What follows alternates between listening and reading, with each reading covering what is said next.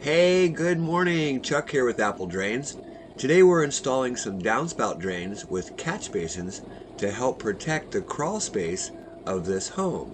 When it's raining, the gutters collect the water from the roof and send it down a pipe called the downspout. Then it needs to go underground into what we call a drain tile, or sometimes we just say downspout drain. The downspout drain is the underground pipe that leads from the bottom of the downspout out to a discharge point. On this job, because it's uphill to the street, we're going to use gravity and send it all the way out to the backyard. So why are we installing these underground downspout drains? Well, when it rains, water comes down the downspout and just floods right there at the bottom of the downspout. All the water is entering into the crawl space. The downspout is the most important part of any rainwater drainage system. Using a trencher is by far the best way to install corrugated pipe. It's compact, easy to move around, and you can rent one for less than $100 a day. Yes, you could dig by hand, but with a trencher, this job will only take a few hours.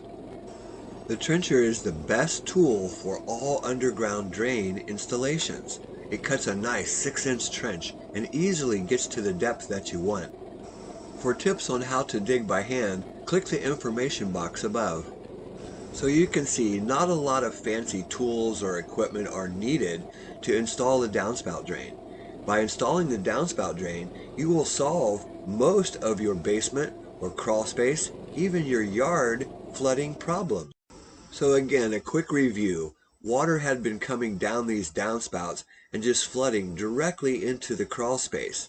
By installing the downspout drain, we are able to move that water away from the foundation of the home and send it to a discharge point in the backyard, which is downhill. This is called gravity discharge. Gravity discharge is most available in homes that are on hills or are built higher than the street or the backyard. On this installation, the street is higher than the house, so we need to send this water out to the backyard because it's downhill. We've added a catch basin. The catch basin collects more surface water. Remember, that water is pouring down that hill and coming along, trying to enter into that foundation. So we can put a catch basin here and also stop the water from coming into the backyard. It's important to remember that not all installations are the same.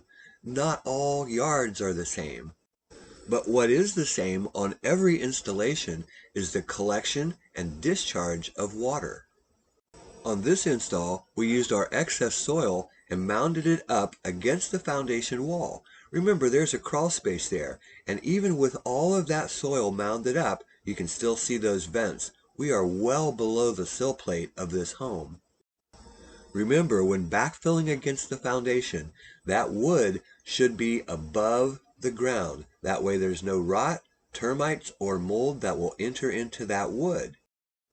This project is perfect for the do-it-yourself homeowner that wants to save money over paying someone to come in and do this installation. It is an easy install, and if done properly, you will solve your basement or crawl space problem. Hey, this is Chuck with Apple Drains reminding you that if you believe you can do something, I guarantee you can do it. Have a great day.